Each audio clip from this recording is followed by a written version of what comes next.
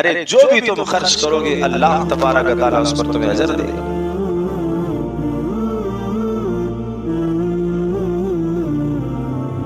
پوچھنے لگے کہ رسول بتائیے ہم مال کہاں خرچ کریں،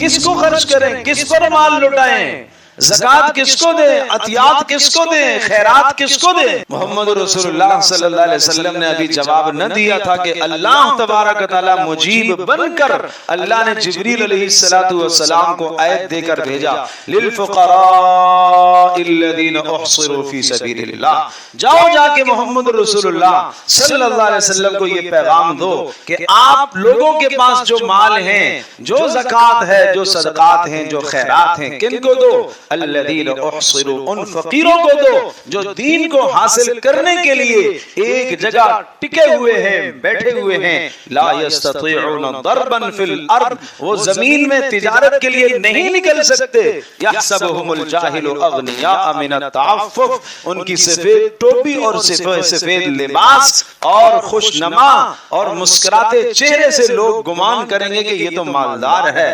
نہ مالدار نہیں ہے، وہ غریب ہے۔ تعرفهم بسیماہم، اے پیارے تو غور سے دیکھے گا تو پہچان لے گا۔ ابو ہریرہ کو پہچان لیا، وہ اگر صدیق گزرے مسئلہ بتا کے گزر گئے، عمر بن خطاب گزرے، ابو ہریرہ نے مسئلہ پوچھا، مسئلہ بتا کے گزر گئے، محمد رسول اللہ صلی اللہ علیہ وسلم سے مسئلہ پوچھا، ابو ہریرہ نے محمد رسول اللہ صلی اللہ علیہ وسلم پیارے سمجھ گئے، میرے پیارے ابو ہریرہ کا مسئلہ بھوک ہے، کہا یہ ہے مصرف، ان پر خرچ کرو۔ لا یسألون الناس الحافا، چمٹ کے سوال نہیں کرتے،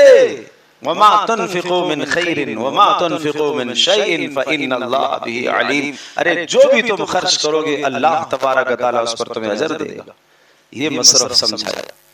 یہ خرچ کرنے کی جگہ بتائی۔